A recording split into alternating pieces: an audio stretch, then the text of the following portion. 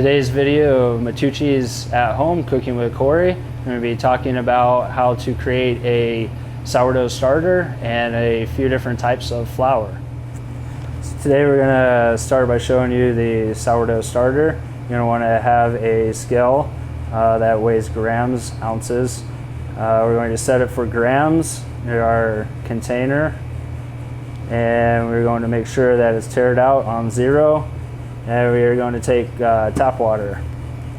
Going to start off with 300 grams. You can do more depending on how much starter you want to create.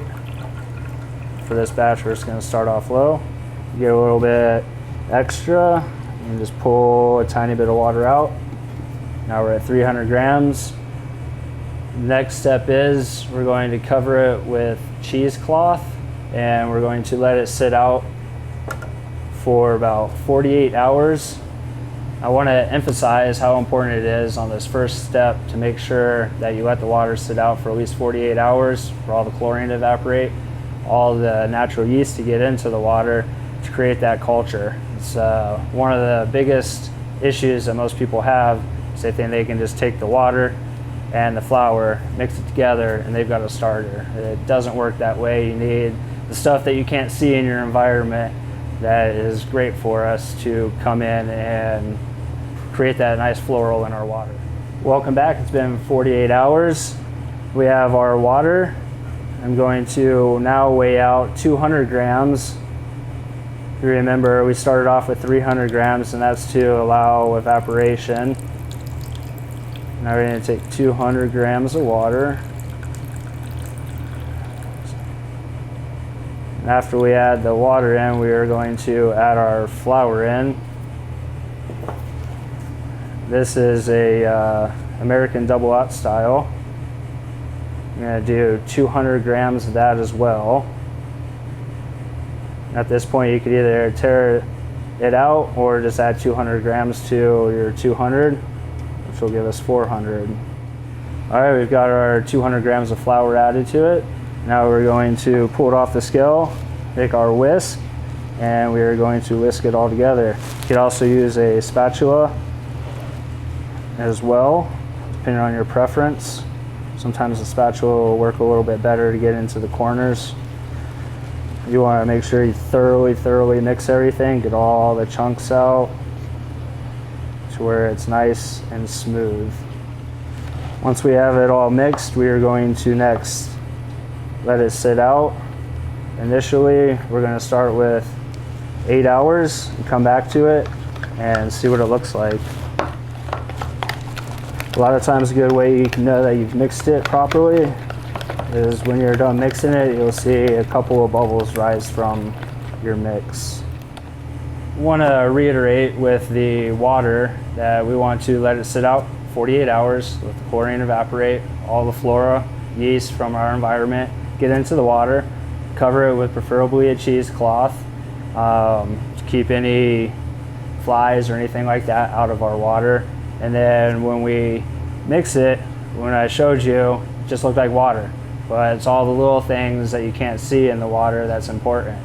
And then after we mix it, you want to make sure that you cover it and with a nice sealed lid or plastic wrap nice and tight, and then let it sit for 8 hours, and then we'll come back to it and see what it looks like. So it's been 8 hours. Now we're going to check our starter. You can see how beautiful it is, nice and bubbly and thick. And actually when you open this, you're going to smell it. You're going to smell alcohol, and that's from the lactic acids in it, which is an amazing smell, but sometimes it can be so powerful, and you got to be careful and burn your nose hairs and knock you back a second. But yes, that's perfect. And you can see, let me get my spatula. You can see the gluten structures that's been building in it, nice and stringy. And that's from the yeast feeding off of the proteins in the flour, creating that gluten. So that's what you want to look for. It's a happy starter. And you also remember, now that it's been 8 hours, you're going to want to take it and feed it again depending on how much starter you want and how big of a batch you're going to make. very important that you feed it 2 to 3 times a day. If you're not going to be using your starter on a daily basis, you can put it in the refrigerator to hibernate, and you call that your mother. And it's always a good idea as well to reserve some of your starter. I wouldn't do it at this point. I would wait probably 3 to 4 more feeds to get it nice and strong, and then I would pull some of it out your waste and reserve that in the fridge, and it'll hibernate and you can come back to it. When you do come back to it, it'll look like it's dead. It's not. It's just so cold, it's hibernating. Occasionally you might get like a gray sludge on top or water where it's separated out. That's okay. Don't worry about it. If you're afraid of it, you can skim it off, use what's underneath, but it will come back to life. Now that we have our starter made, you want to remember that this is just the basis for our bread. It's not your bread, but it's the basis of it. There's lots of different ways to start. I prefer doing a starter because it's nice and fermented. You get the lactic acids, the flavor of the sourness. It ferments the bread, which is good for the body. It's a lot easier for our body to digest when bread has been fermented. So now we're going to go into a couple of different types of flour and what they can do. And you also, with the starter too, you don't necessarily have to use a double aught flour. You could use an AP flour, which is right here. You could use a wheat flour, or the one that we use, which is the American double aught. And we also have rye as well. With flours, you have the bleached and unbleached. There's actually a process where they use bleach to discolor it, but it takes away a lot of the nutrition and the protein structures in it. So it's not as good for you, obviously, because they're using bleach, but just the nutritional factor of it isn't there. So we like to use as local, as natural as possible.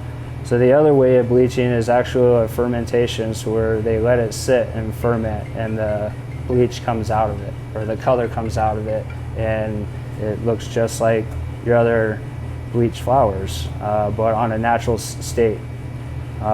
Takes a little bit longer, but way better for you. It holds the proteins and the nutrients in there that you want. And it'll create a great bread or any baking that you can do, pastries. It doesn't matter. You're using flour. The more unrefined it is, the better. That's it for today. Thank you for joining us. And in about a week or two, we're gonna have episode 2, the continuation of bread making and sourdough starters. We'll also be talking about the mixing of our bread, what it looks like, more about flours and hydration rates and proteins, nutritional values, and what a final loaf looks like.